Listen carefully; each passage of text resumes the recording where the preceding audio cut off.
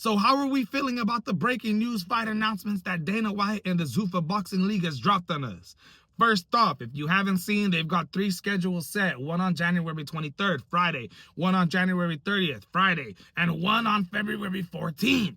Now, on January 23rd, they're making their debut, of course, Zuffa Boxing, Paramount Plus. The main event is between Callum Walsh, which we all expected this coming, 15-0 fighter, currently 154 pounds, just fought against Fernando Vargas Jr. on the undercard of the Terrence Bud Crawford versus Canelo Alvarez card. This is somebody who has been signed to Dana White and the UFC Fight Pass at 21 years old, was his poster boy, was putting on these cards together, having Callum Walsh headline every single UFC Fight Pass boxing event. And now has transitioned back to the UFC, to the Zuffa Boxing League, and in my opinion, will be the poster boy, is going to be going up against Carlos Ocampo. Carlos Ocampo from Mexico. If you don't know who this fighter is, it's because he's fought 3 times in the last year. But those are against guys. His last fight was a guy who had 14 losses and over 9 knockout losses.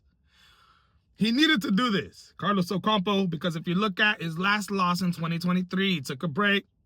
He got knocked out in the first round by Tim Tszyu.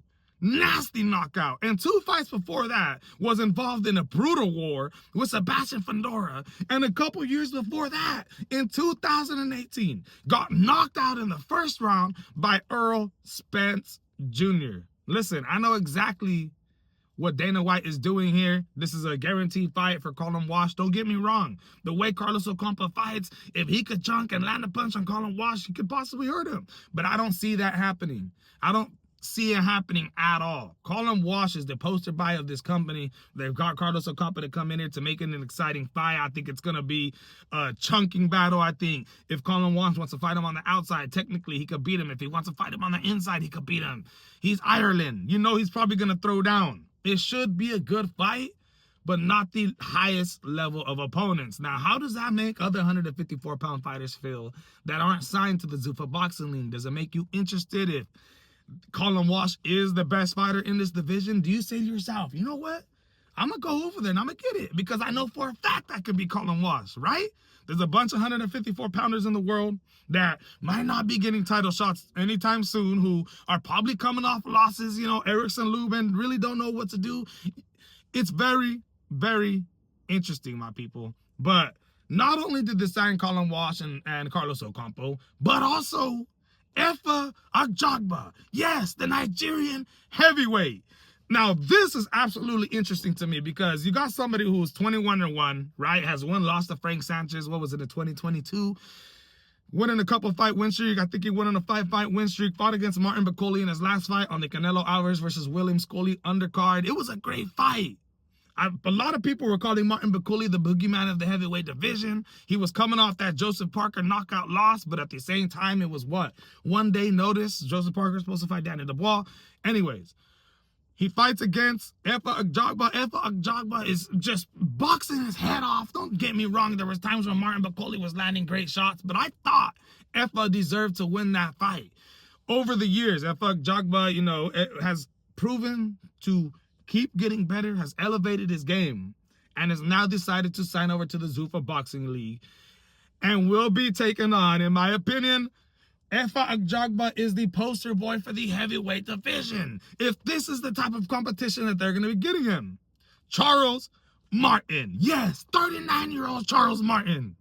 Former IBF heavyweight champion of the world after beating Glasgow for the vacant bout. If you don't remember, Glasgow tore his ACL. Every time he was trying to, hit him with a 1-2, his knee was buckling in. Horrible loss. That was actually Glasgow's last fight of his career, in what was a short career, due to how bad the injury was. Well, anyway, Charles Martin becomes the heavyweight champion of the world and actually broke a record.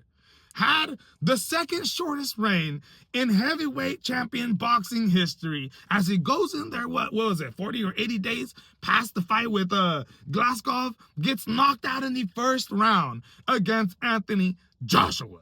This is a guy who has 4 losses in his career, right? Lost to Luis Ortiz, lost to Adam Kowalski, just losing to the top, lost to Jared Anderson, losing to the top level fighters and never really able to beat, not even the B level fighters, just beating a bunch of buckets. Now, Charles Martin, at one time, you could say he was all right? Even when he won the IBF heavyweight bout, a lot of people were criticizing him for never having even really fought anybody. Next fight, gets knocked out. Charles Martin has only fought one time in 2020, took a 2-year break, fought 2 times in 2022, once in 2023, and once in 2024. Bro hasn't fought for like a year and 3 months. Ajagba, Callum, Walsh, in my opinion, have been selected to be the poster boys of this division. It's interesting if Ajagba becomes the TKO heavyweight champion of the world in the Zuffa Boxing League. Will it attract other heavyweight boxers who possibly aren't getting the title shot or the interim title shot next and see that the division's a little too stacked? Will they transition and sign over to the Zuffa Boxing League?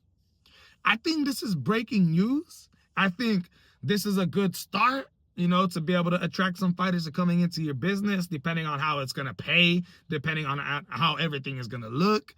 You might be able to bring some more people over, especially guys that, aren't in the picture, be giving a heavyweight title soon.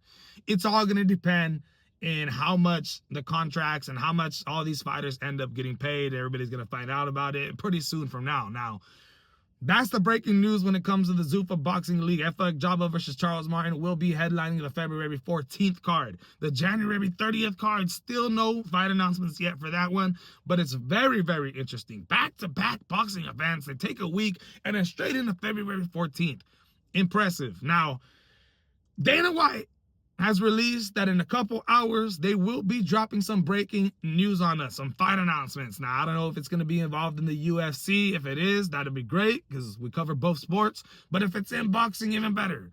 So let me know in the comments what you guys think about the Zuffa Boxing League signing, some of these fighters that have been signed over, and your overall opinion on how everything is going to turn out, man. This is the MMA Boxing Addicts channel reporting to you just some quick breaking news, and I